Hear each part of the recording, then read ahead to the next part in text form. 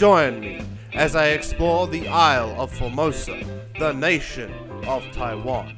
We'll summit peaks more than 3,000 meters above the sea and visit serene tropical beaches that open to the vastness of the Pacific Ocean. We'll see some of the most densely populated places on the planet and visit rugged, sparsely accessible mountain valleys. We'll experience the cultures, become immersed in the history, witness the traditions, and taste the cuisines. This is Formosa Symposia's Grand Taiwan Adventure. After coming down from the mountains, I arrived in Datong Township. Datong Township is centered around a small valley that opens up to the Yilan Plain on Taiwan's east coast. The Lanyang River runs through this valley and empties the various streams and rivers from the watershed into the Pacific Ocean. The population in Datong are predominantly the Indigenous Wai'ao people, an Austronesian cultural group numbering around 90,000, with a distinct identity and language different to that of the Han majority people.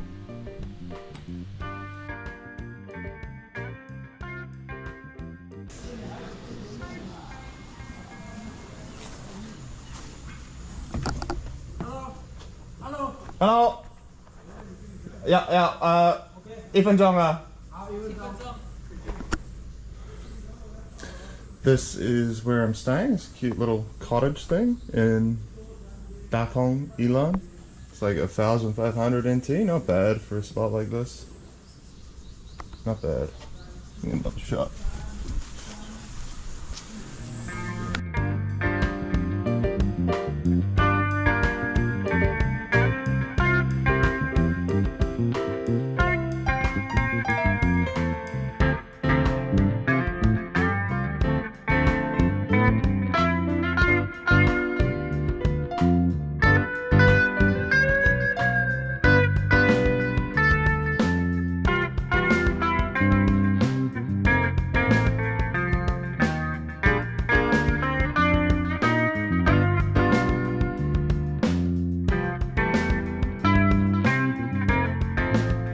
Alright, well I'm here in Yilan, out in the countryside, and it is absolutely stunning today. So I just wanted to talk about my experiences first, like arriving here. So I was having dinner last night at, it was meant to be like a pizza pasta shop in this tiny little town, maybe like 10 houses, if that. And the people there, they are the Taiwanese indigenous people, one of the many Taiwanese indigenous cultures. And it's quite interesting because they are culturally more similar to Filipinos than they are to the Han Chinese. And actually they're culturally more similar in many ways to the Maori of New Zealand or the Rapa Nui of Easter Island than they are to the Han Chinese. And there's a theory that suggests that the Polynesian people, all of the Austronesians people, so the Polynesians and the Micronesians and the Melanesians, all originally came from Taiwan. So it was people from Taiwan who sailed out. They colonized the Philippines, and then they colonized New Guinea, they colonized Fiji, Samoa, New Zealand, all the way out to Rapa Nui in Easter Island, which is off the coast of Chile, all the way out to Hawaii. And even Austronesian peoples were the first to colonize Madagascar off the coast of Africa. There were no indigenous African people when Polynesians arrived in Madagascar. So these people were basically the first exceptional sailors. They were well ahead of their time in terms of navigating the oceans. And it's interesting to talk to these people because I had sort of heard from Taiwanese people say that the indigenous people are very friendly. They love music and dancing, and they love drinking.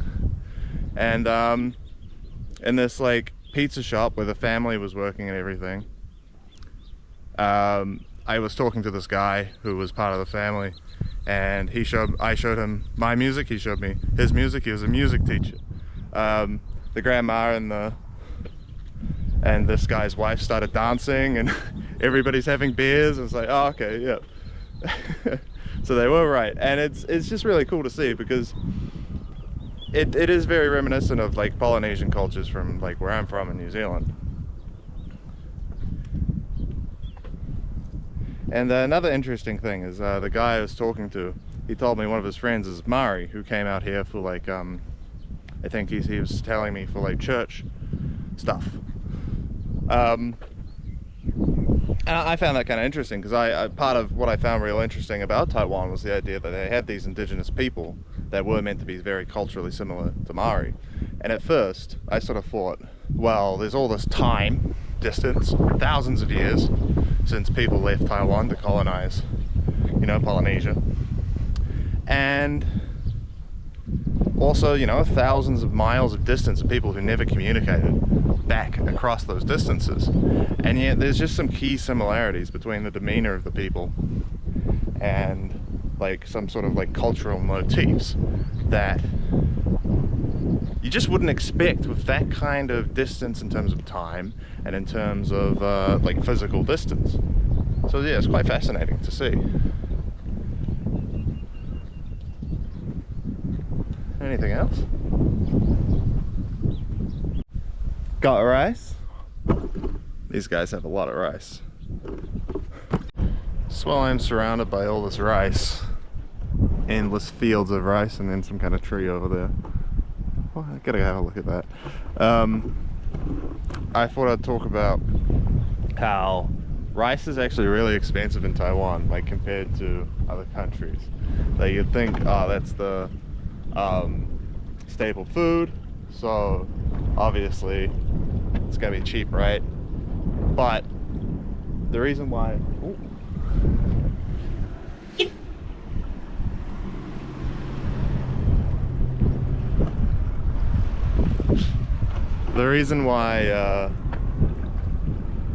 rice is more expensive here, like double the price of New Zealand, is because rice doesn't grow that well here domestically. It doesn't grow very well compared to other countries. Like obviously it's growing pretty well here, but it doesn't grow as well compared to places like Southeast Asia, right? So if you were to ask like an economics professor what Taiwan should do, they would say, well, they should import all their rice from Southeast Asia and India, and then they should grow things that they're better at growing, like tropical fruits and stuff. But the Taiwanese keep the price of rice artificially high by offering subsidies and by putting on tariff barriers and quotas on imported rice, because in case some country, we won't say who, but in case some country decides to block off all of Taiwan's ports, then they'll still have food, right?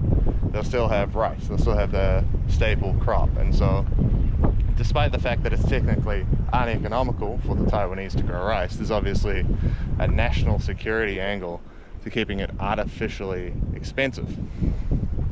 Although that price doesn't seem to come through to the cost of takeout, like the cost of like eating at a restaurant and that, because eating at a restaurant is actually comparatively like really expensive. It's almost like countries like Vietnam and Thailand cheap sometimes, so don't know how that works. I don't know what they are. Are they pine trees? They look kind of like pine trees. Are they getting ready for Christmas? Yeah, they must be pine trees, right? Pretty sure these are pine trees.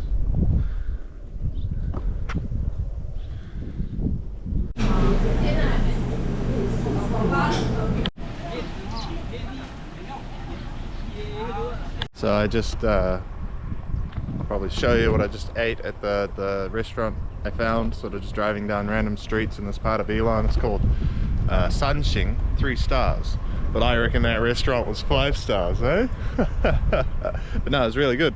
And you'll often find like restaurants that have that aesthetic of looking like not a lot of effort put into like decoration or theme or anything. They're just bare bones. They're never gonna be average.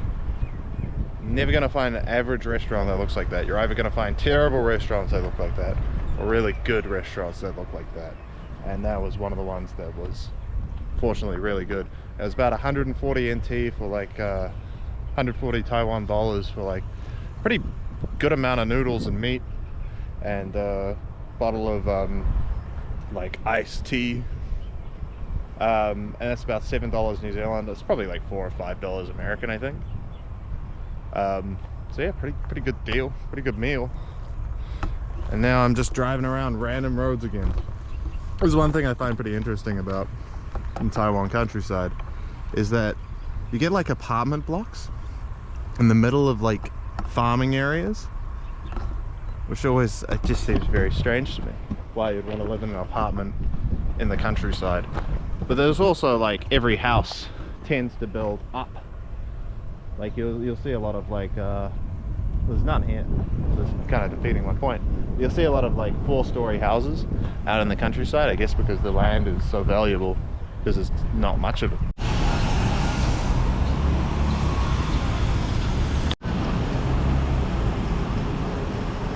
One thing I thought when I first moved here, I was really worried that Taiwan wouldn't have good coffee. But there's just good coffee everywhere. There's like really good coffee shops everywhere. And even you go to 7-Eleven and stuff, they have really good coffee. This place I just went to was a very lovely old lady who made it. It's cold brew coffee. She had it in a, what's the brand? Johnny Walker. She had it in a Johnny Walker bottle, and then she had the ice cubes were made out of coffee too, so that's pretty cool. Another thing, I should have taken video just before of what appears to be from the outside like little casino, and I've never been inside one of these places because I don't want to mess around with, you know, darker elements of society. But according to Taiwanese law, there shouldn't be any casinos around, but you come to a place like Yilan and you see them. So I don't know what goes on inside, whether it's, well, I do know it's gambling, but yeah, it's just kind of interesting to see something that is nominally illegal just being promoted at street level.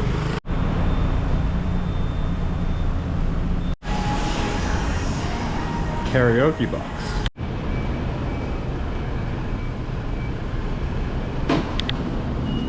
Here now in Wai'ao.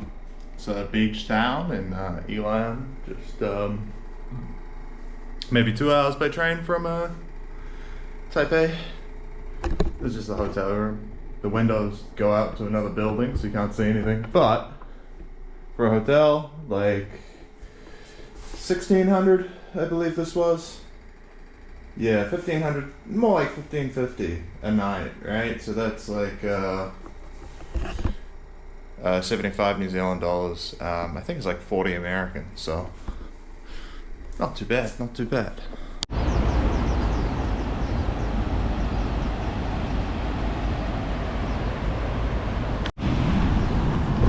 Just come to Wai'ao Beach. It's a place I like to come a lot.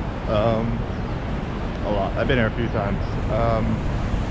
It's about 2 hours by train from Taipei.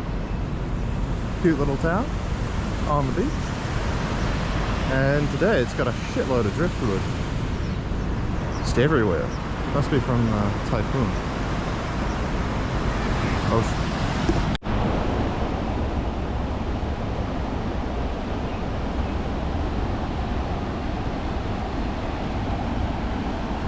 I don't know if that's like legal or what he's supposed to do, but it looks like he's gonna go down the whole beach and set everything on fire. I want to be here when that happens. It's gonna smell real bad.